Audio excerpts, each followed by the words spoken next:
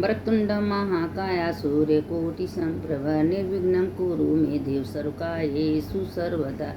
ओम गजाननं भूतगणाधिसेवितं कपित्थजम्बूफलचारुभक्षणं उमासुतं शोकविनाशकारकं नमामि विघ्नेश्वरपादपङ्कजं।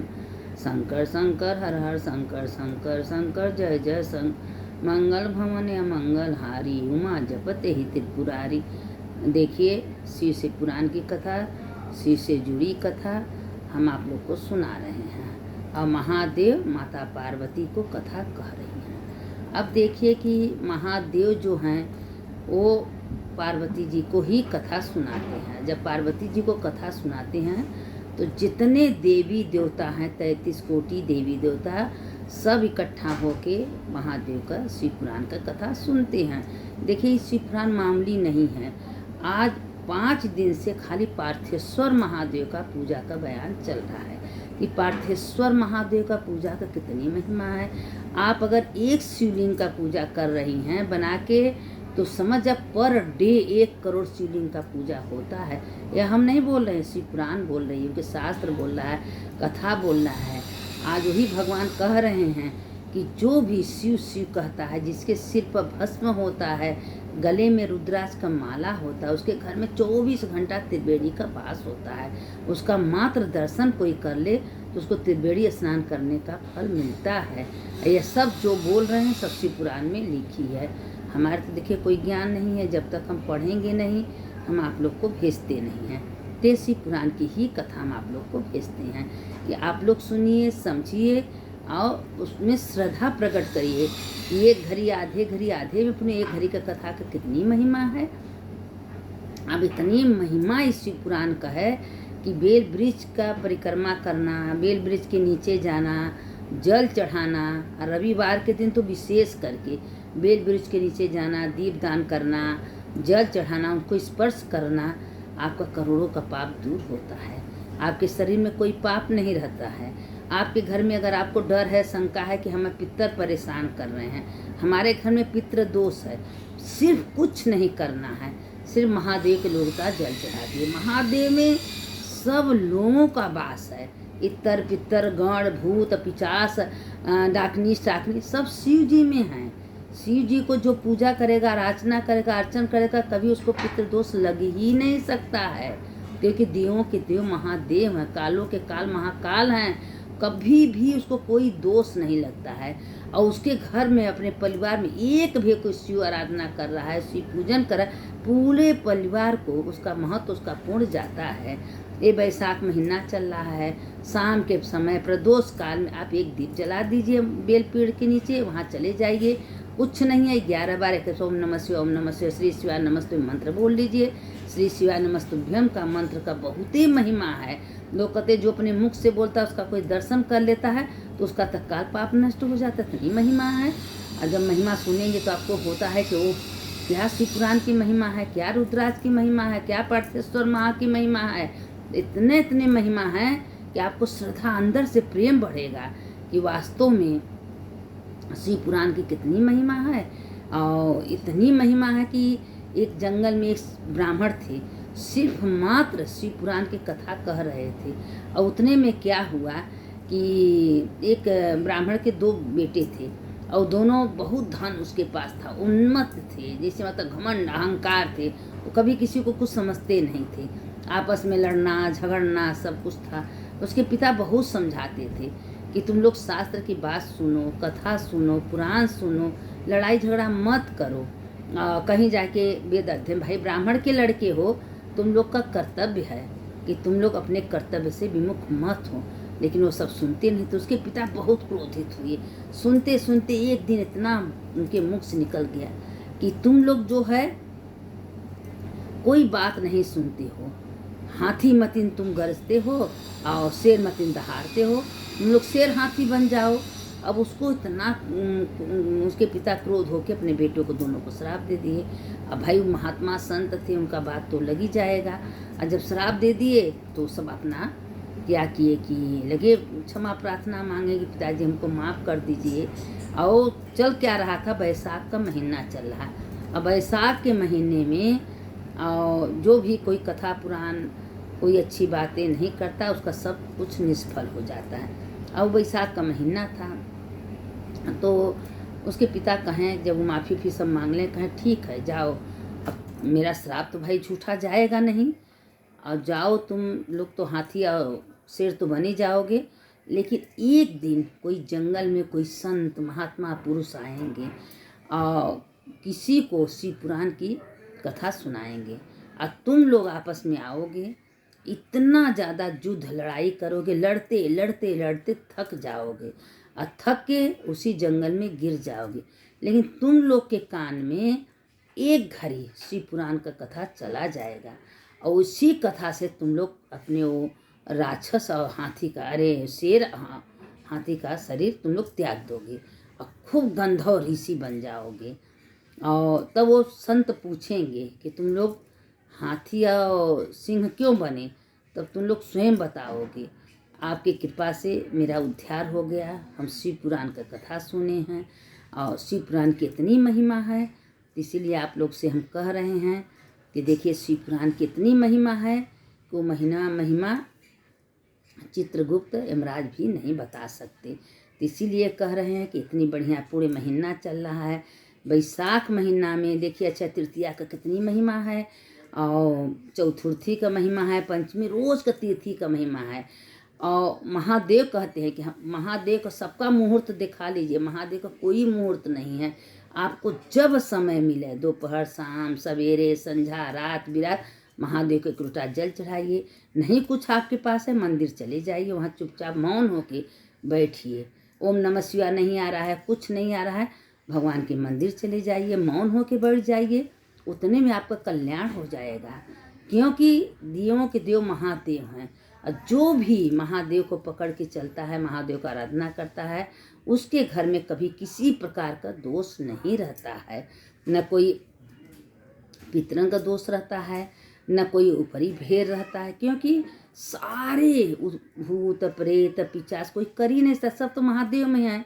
तो आपको लगेगा कहाँ से, अगर आप अपने घर में नर्मदेश्वर शिवलिंग रखी हैं, अगर उनका पूजन कर रही हैं, तो रोज आपका पार्थिव पूजा हो रहा है, क्योंकि नर्मदेश्वर जो महादेव हैं वो पार्थिव शिवलिंग का है।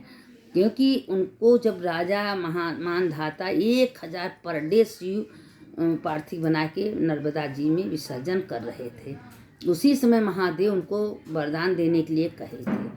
तो वो कहे कि तुम कुछ वरदान मांगो, तुम्हारे पूजा से हम बहुत खुश हैं। तो वो ही वरदान मांगे कि अगर आप हमको देना चाहते हैं तो मेरे जितने शिव जी हैं सब पाषाण बन जाए। तो नर्मदा नदी से एक कंकड़ अगर आप लाग दी तो भी शंकर जो में प्राण प्रतिष्ठा कराने की जरूरत नहीं है, स्वयं महादेव विराजमान हैं। तो इसीलिए कह रहे हैं कि पार्थिव पूजा का बहुत महिमा है। अगर आपके घर में नर्मदेश्वर महादेव हैं तो आप स्वयं पार्थिव पूजा कर रही हैं, क्योंकि उतने पुण्य मिलेगा जितना पार्थिव पूजा का होता है।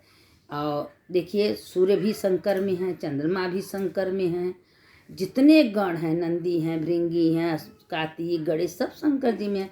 किसी और का पूजा करने का जरूरत है, महादेव का खाली। अब महादेव का कर लीजिए, 33 कोटि देवी देवता का अपने आप पूजा हो जाता है। अगर आप शास्त्र का बात बता रहे हैं, आप अगर सूर्य को रोज अर्घ दे रही हैं पर डे, आप 3 साल के पूजा का फल तुरंत मिलता है। एक बार सूर्य को अर्घ दे रही हैं सुबेरे प्रातः काल में, तो आपके 3 साल का पूजा जितना करेंगे उतना पुण्य आपके खाता में जाएगा। यह सब हम अपने मन से कुछ बोलने वाले नहीं हैं, यह सब शास्त्र की बात है। और बिन सत्संग विवेक न हो, राम कृपा बिना सुलभ। जब तक सत्संग नहीं सुनेंगी, कथा पुराण आप लोग नहीं सुनेंगी, तब तक कोई ज्ञान प्राप्त नहीं होगा और कोई जानकारी नहीं होगा। जब एक दूसरे को लोग मिलते हैं, आज किसी को साधु हैं, संत हैं, महात्मा हैं, गुरुजन हैं, तो गुरु के मुख से हम लोग कोई अच्छी बात, अच्छी ज्ञान कथा सुनते हैं तो हम लोग को जानकारी होता है कि क्या सही है क्या गलत है। तो इसीलिए शास्त्र का बात सुनना चाहिए। तो अगर शास्त्र आप पढ़ रही हैं, सुन रही हैं, तो आपको समझ में आएगा क्या सही है क्या गलत है। तो इसीलिए कह रहे हैं कि देवों के देव महादेव, कालों के काल महाकाल, आप महादेव को पकड़ लीजिए और जब तक जीजिए महादेव का पूजन करें। 12 ज्योतिर्लिंग महादेव में हैं। लोग कहते हैं ना कि एक ज्योतिर्लिंग में कोई 6 महीना रह जाए तो उसका जन्म नहीं होता है। तो 12 ज्योतिर्लिंग पूरी दुनिया में इतने शंकर जी हैं, सारे महादेव 12 ज्योतिर्लिंग में समाई हैं। तो आप लोग किसी का पूजा करिए ना करिए, महादेव को पूजा, सबका पूजा आप कर रही हैं, विष्णु भगवान का, कान्हा जी का, लड्डू गोपाल का, महादेव का पूजा न कर रही हैं, आपका किसी का पूजा भगवान स्वीकार नहीं करते, क्योंकि सबसे प्रधानमंत्री देवों के देव महादेव हैं। तो महादेव के नीचे सब, देखिए महादेव ऐसे देवता हैं कि उनको राक्षस हों, गण हों, पिशाच हों, देवता हों, सब महादेव को पूजते हैं। और जितना न्यायाधीश करना है महादेव के पास जाते हैं। अब महादेव ऐसे हैं कि थोड़े में प्रसन्न हो जाते हैं। वो तो कहते हैं कि आपके पास कुछ नहीं है, बस उनके पास जाइए, कह दीजिए हे महादेव पत्रम पुष्पम फलम तुम्हें मैं भक्त्या समर्पयामि। यह शरीर आपका है, ये जो मंत्र रूपी पुष्प हम आपको अर्पण कर रहे हैं, जो मेरे जल है, ये आंसू का जल हम आपको अर्पण कर रहे हैं, आप ही मेरे शरीर के पूरे तन मन हम आपको अर्पण कर रहे हैं। जो अच्छा आपको लगे, जिस रूप में आप उसको स्वीकार करिए, भगवान से प्रार्थना कर लीजिए, महादेव खुश हो जाते हैं। कि महादेव कहते हैं कि कोई भी मेरा बच्चा मेरे पास आ जाता है और मेरे सामने बैठ जाता है, उसका हम कल्याण कर देते हैं। यह नहीं है कि महादेव को आप खूब दूध दही घी चढ़ाइए, महादेव को बेलपत्री फूल चढ़े तो महादेव को ना, महादेव तो इतना दयालु हैं, इतना दयालु हैं कि उनके मंदिर में आप चले जाइए, महादेव खुश हो जाते हैं।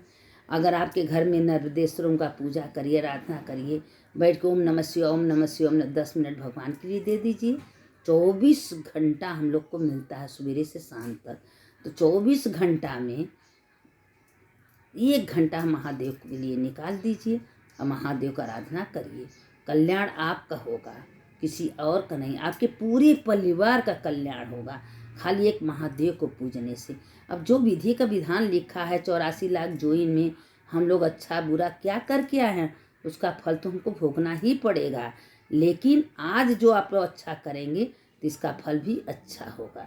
लोग कहते हैं कि जो अगर अच्छा कर्म कर रहा है और भगवान की आराधना में बैठ रहा है, उठ रहा नहीं, तो उसका अंतिम अच्छा होता है। जो भगवान को छोड़ देता है, प्रपंच में इधर का बात उधर का बात बुराई करता है, उसका जीवन असफल है, उसका अंतिम बहुत बुरा होता है। तो इसीलिए अगर आप दिन भर सत्संग पूजा कर रही हैं तो बिस्तरा पर सोई रहेंगे तो वही याद आएगा, वही सत्संग याद आएगा, वही पूजा वही आराधना आपको याद आएगा। तो इसलिए कह रहे हैं कि आप लोग अच्छे कर्म करिए। यह वैशाख महीना चल रहा है, इसको निष्फल मत जाने दीजिए। आज का दिन निकल जाएगा, कल नहीं आएगा। तो जैसे सांस है, किस दिन अंतिम सांस हो, जो कल करना है वो आज करिए, जो आज करना वो अभी कर लीजिए, क्योंकि पता न कल आएगा कि नहीं आएगा। तो मेरा जो कर्म है, जो हम किए हैं अच्छे कर्म, वो तो मेरे साथ रहेगा।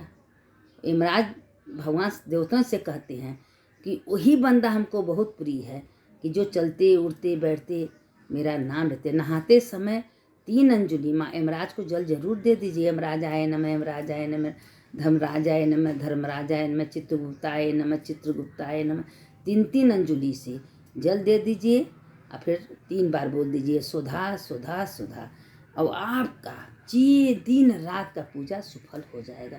इतना नहाते समय बोल देंगी तो आपके घर में एकदम शांति बना जाए, सारे पितर खुश हो जाएंगे। और फिर पितरन के नाम से 3 बार जल दे देंगे तो सारे पितर खुश हो जाएंगे कि जो सुधा है वो माता पार्वती की नानी है। इसीलिए कहते हैं कि अच्छे कर्म करिए, अच्छे कर्म का फल अच्छा, बुरे का बुरा। कथा सत्संग व्यर्थ जाने वाला नहीं है, शिव पुराण की कथा है, इसको आप लोग सुनिए और दूसरों को भेजिए। दूसरों को से एक बार समझ में नहीं आए, दूसरी बार सुनिए, तीसरी बार सुनिए, रोज लगा के सुनिए। और जितना सुनेंगे वो मन एक अर्थ नया नया आपको समझ में आ गया। नहीं कि एक बार सुन ली तो कल तो सुने थे, दूसरी बार फिर सुनिए, तीसरी बार सुनिए, सुनते रहिए, और जितना सुनेंगे उतना ज्ञान आपको प्राप्त होगा।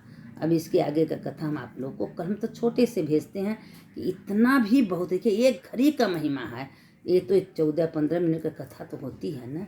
तो आप लोग रोज़ सुनिए और लाइक करिए और दूसरों को भेजिए, इसके पुण्य की भागी बनिए। शंकर शंकर हर हर शंकर शंकर शंकर जय जय शंकर मंगल भवन अमंगल हारी उमा जपते ही त्रिपुरारी। सुनने वाले की जय, सुनाने वाले की जय। जो कथा सुनता है उसका भी जय होता है, जो सुनाता है उसका भी जय होता है, दोनों का जय होता है। ये बात नहीं है कि एक ही का जय हो, दोनों का जय हो।